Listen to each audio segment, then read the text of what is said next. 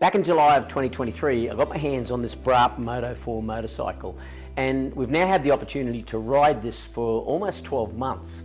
Now, I've ridden this in three different circumstances or contexts. Number one, the normal commuting. Here, there's some local towns close to where we live, so there's commuting to and from the towns, which is out on the highway, and then within the towns. The second scenario was riding the local ranges here, which is really in the middle of my backyard. And my favourite places to ride on the super bike and the motard that we've got. So we put this bike on the ranges as well.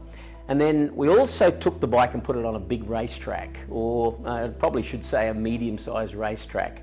And the purpose of this video is just to give you some information about what we found in riding this particular bike and setting it up for those three different scenarios.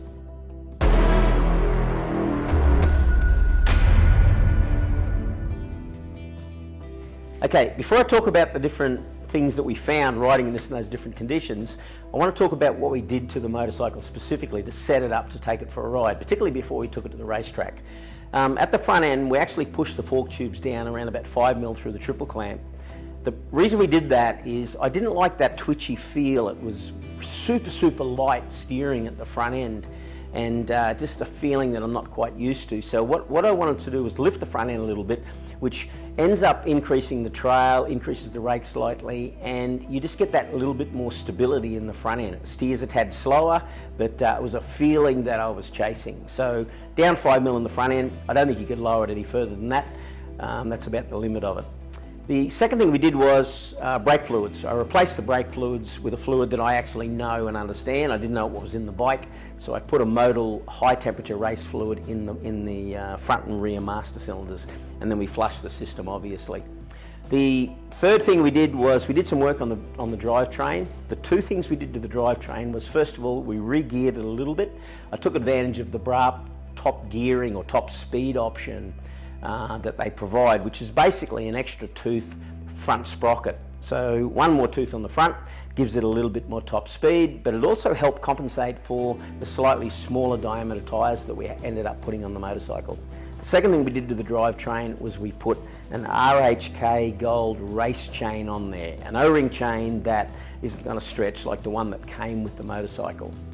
The tank itself, we put some stomp grip tank pads on the side of the tank here. The tank is super shiny, like a beautiful finish on it, but one of the problems is that, well, with that is it's very difficult to grip the bike, particularly if you're going to get on a racetrack and crank the bike over a little bit.